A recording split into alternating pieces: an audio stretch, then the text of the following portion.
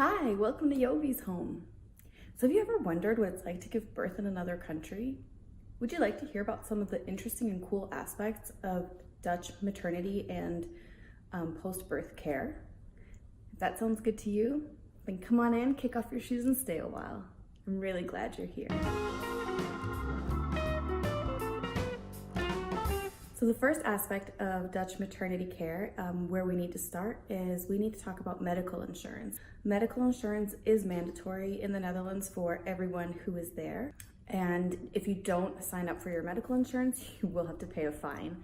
But Dutch medical insurance is actually quite excellent. The basic package covers most of what you would need for maternity care. You can certainly choose to have like a supplement, some extra packages that you can add on to your basic insurance, but in general, basic insurance will pay for most of what you need. And if not, then you have a deductible depending on what you choose. In 2019, I believe that the statutory deductible is 380 euros. So you wouldn't necessarily pay more than that, anything out of pocket, if you needed to. There are many companies that offer health insurance in the Netherlands, but the basic package will be the same. Medical insurance for children under 18 is completely free, and they will be covered under the same package as what the parents have. So once your baby is born, they will have the same insurance that you have. The next thing, as it pertains to Dutch medical care in general, this is not specific to maternity, but when you're pregnant, you're gonna go to the doctor anyway, is that the first point of contact, the first person that you might see is your, what they call huisarts or home doctor, family physician. They are the main point of contact for you for any medical issues in the Netherlands. Normally, they are able to help you out with whatever you need, and if not, then they might give you a referral to see a specialist. In some cases, like when you are too ill to leave, they will actually visit you at home, which is something that's different that I'm not used to from the States. In the States, you have to go to the doctor. It's very rare that they will still come to your home. But in the Netherlands, it is possible that, if you're not feeling well and you really can't get out of your house to go see your doctor, they will come to you, which is kind of a thumbs up for Dutch doctors that come visit you at home. One thing that surprised me when I got pregnant in the Netherlands is that most pregnancies are actually followed by a midwife and not a doctor. Let's call me American for now, because I mostly grew up in the States. So that was kind of the system that that I still compare everything to. So I was expecting that when I got pregnant, I was going to see a gynecologist or an OBGYN, throughout my pregnancy, but that is not the case in the Netherlands. So most pregnancies are followed by a midwife. In my experience, the midwives have beautiful homey offices where you can go and just feel comfortable. It's not as clinical as going to a hospital to visit the gynecologist, which is where most of the gynecologists work. But yeah, midwives are very experienced in birth in the Netherlands. And if you have the mindset of, I need to see a doctor for my pregnancy, that might come as a shock to you, because it came as a shock to me. And for my first child, I really strongly rejected having a midwife for the first, let's say, 7.5 months of my pregnancy. I did not trust midwives. Later on, come to find out, they are actually the much better choice if you have just a straightforward pregnancy. Of course, if you have complications or something, that's a different story. But if you have just like a regular, straightforward, normal pregnancy, a midwife is where you want to be. You are able to insist on going to a gynecologist if you want. I did, but be prepared that the gynecologist might not be that happy to see you. If you have just a simple, straightforward pregnancy, they will ask you, they've asked me, why are you here? Why aren't you at the midwife? What's happening? And every time, because you see a different doctor every time, I had to explain like, no, I'm American, I want to see a doctor, I don't want the midwife, and that was not really well received. However, once my pregnancy did become medical, because I was diagnosed as having gestational diabetes, then I did have a reason to see the gynecologist, and then things changed quite a bit. Then it was like, oh, okay, that's why you're here. Now it makes sense. But just for a straightforward pregnancy, definitely your best shot and your best choice would be to see a midwife.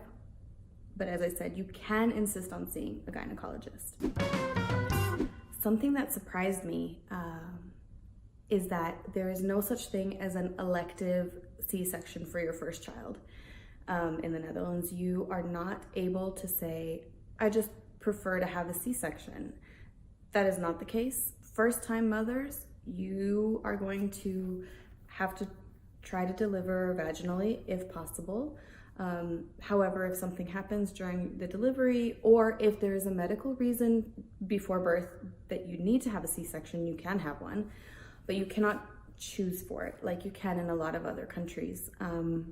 I ended up having an emergency C-section with my first one, and then with the second one, once you've had a C-section in the past, you are able to request a second one if you prefer it, because then there is a medical indication still for you to have a C-section. But the first time around, no, unfortunately, not unfortunately, I mean, birth is birth, right? So it's not unfortunately, you're gonna have a baby at the end. So just be prepared if you are pregnant for the first time and you have in your mind like, oh, I think I'm gonna have a C-section with this baby. The chances are it's not gonna happen. Pain relief is something also that I found surprising. The approach to childbirth in the Netherlands is much more natural, and that, you know, our bodies can do the work themselves, and, you know, we don't necessarily need pain relief. It's okay. Our hormones are helping us, and that's fine. But you should know, if you're coming from a country where pain relief is offered like M&Ms, that's not the case in the Netherlands. If you really strongly know already that you are going to want an epidural, you should start saying that to your midwife and as soon as possible, or your doctor, whoever you're seeing, throughout your pregnancy. Just let them know, make sure that it's in the file, make sure everyone is aware that you will be asking for an epidural. I have several friends of mine who, you know, have had the experience where they will go into labor and then they're saying, please, can I have an epidural? And then there's no anesthesiologist around, or they'll say, well, we have to wait a little bit more, and then you wait a little bit more, and then suddenly you've waited too long and now you can't have an epidural because the baby is coming right now. So the approach is not quite the same as in some other systems for epidural. So just because epidurals can be like so-so to get, that doesn't mean that you don't have other options. There are certainly other options for pain relief. Like you can get the I guess it's a morphine shot, or like a shot of something. There's a TENS machine. A lot of hospitals and birthing centers offer some kind of water-based pain relief, whether that is that you can labor in a birthing pool, or, you know, you can stand in a shower. Those are actually great options, and that is supported, and, you know, you have that. Also, there's hypnobirthing, but that's something that you do before you're in labor, that you prepare for. And then another option for you, which it's gonna sound strange that I'm talking about it in the pain relief category, but certainly helped me so much during my first labor, was having a doula. And if you are able to afford that, because that is not something that's covered under any kind of insurance scheme, if you can have a doula with you at your birth, I really strongly suggest it, because that made my first birth, which could have been extremely traumatic, and we'll talk about that maybe another time when I share my birth story. Doula is incredible, and she was there with my husband and I the whole time, and they have tips and tricks. You know, you have a ball, there's like so many different options and things that you can do, and a doula is really there to help you. And with massage or breathing, that pain relief is quite effective. I was able to labor until I was almost 8 centimeters dilated, and I did not feel the need to ask for pain relief until maybe the very, very end. So that was an excellent source of pain relief for me. In terms of places where you can give birth, I was quite surprised when I found out that in the Netherlands, it is still pretty common. I mean, it is losing popularity, but it is still quite common to give birth at your own home. So the midwife would come to you and you can give birth at home. That is an option. Another option is that you can give birth in a birthing center, or you can have an elective hospital birth. That is certainly available.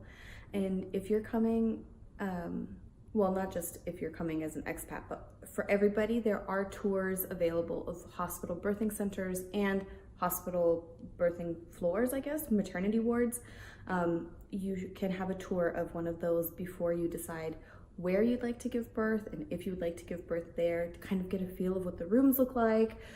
And if you are certain that you would like to have something, like I really hoped for a water birth for my first son. It was important to me that the place where I would give birth had a birthing pool. So that's kind of cool that you can have those tours, have a look and see if the amenities that you're looking for are available in the place that you're looking at.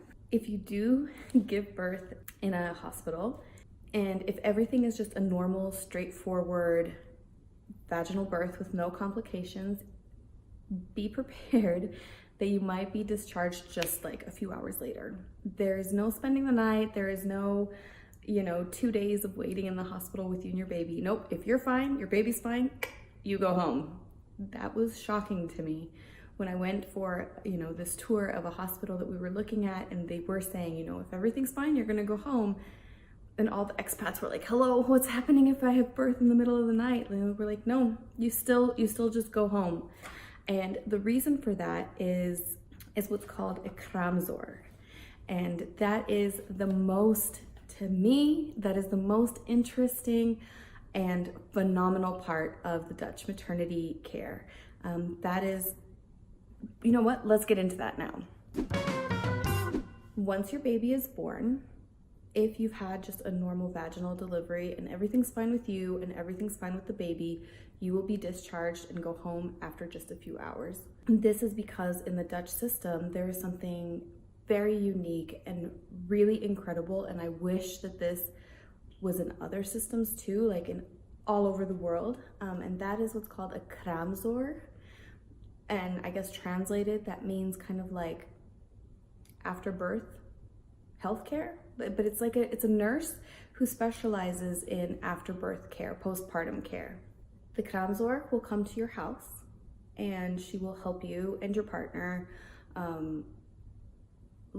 learn what it is to be a parent if it's your first time, and if it's not your first time, they're there to support you in whatever ways you need. Basically, she is an angel that comes to you and helps you for the first, I think, 5 to 8 days, depending on your need. They come and they help you with things like teaching you how to change a diaper, teaching you how to bathe a child, a newborn. They weigh the baby on a daily basis to see how he or she is growing.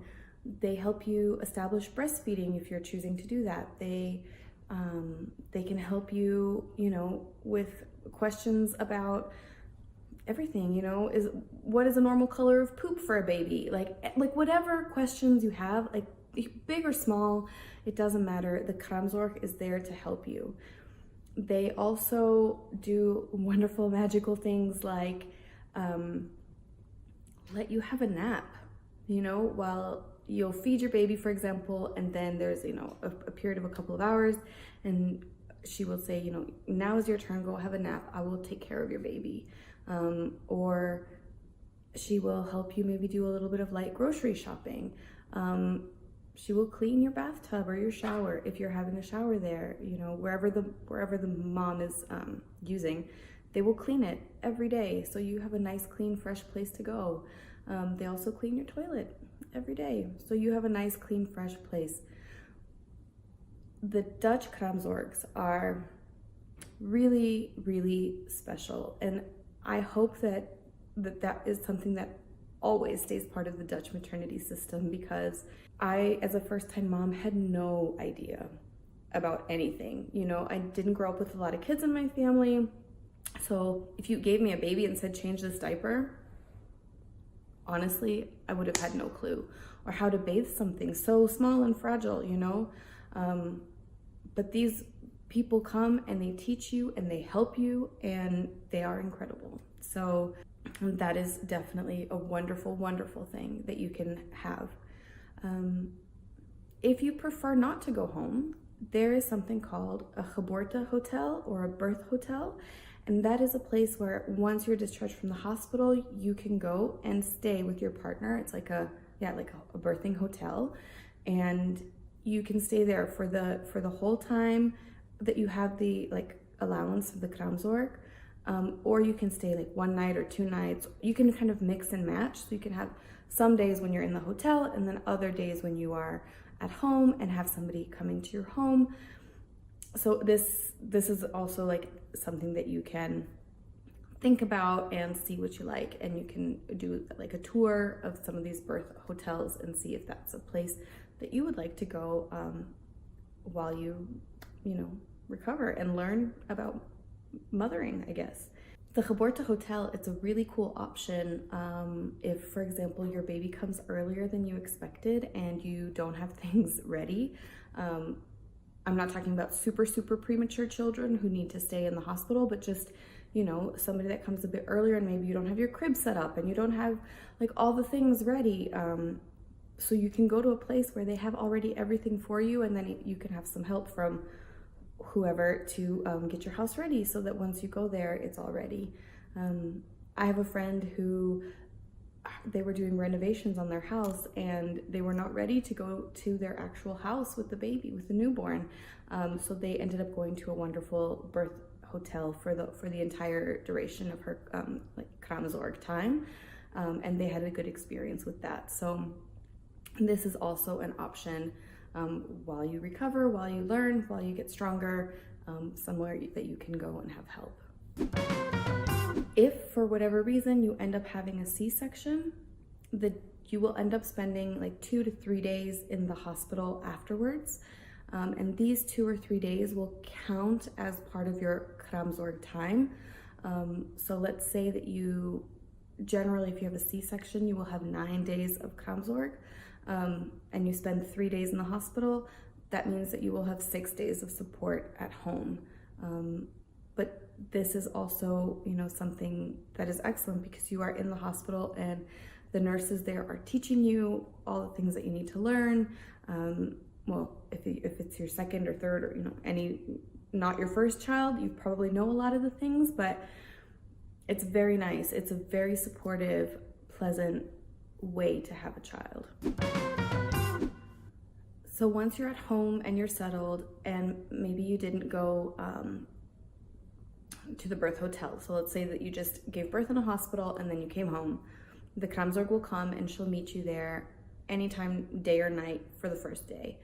She will make sure that you're settled, that your baby is settled, that you kind of know what you're doing the first night, and then she will come back the next day at like a more reasonable time, like at 8 in the morning or something. Depending on the company that you choose for your kraamzorg, you might have one person for the entire duration, or you might have multiple people during the duration.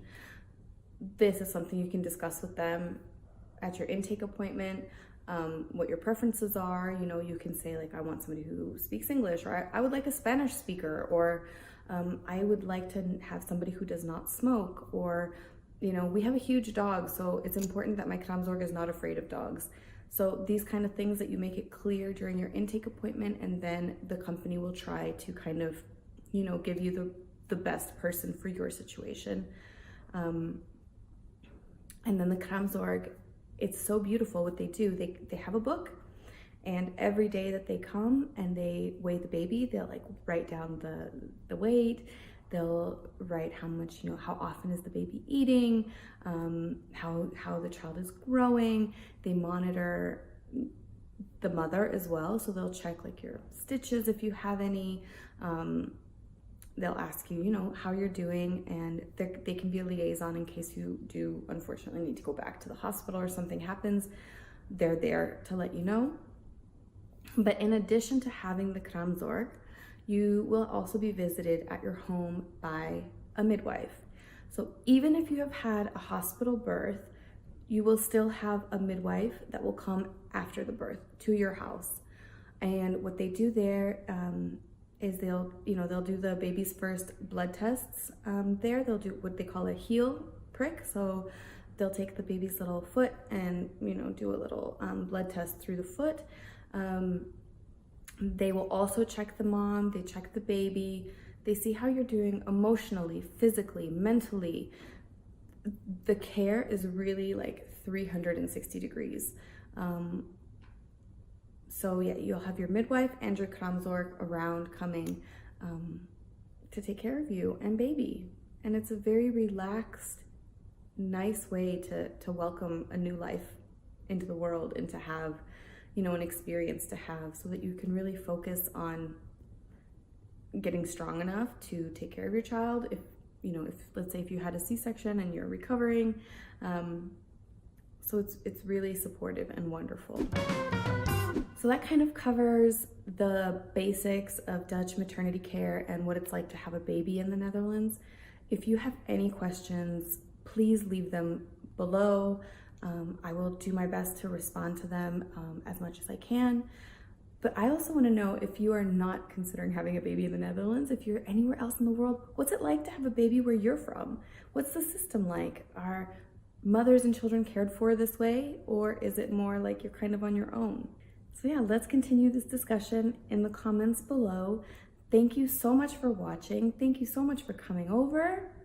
I hope to see you again soon. Have a great day. Bye. Oh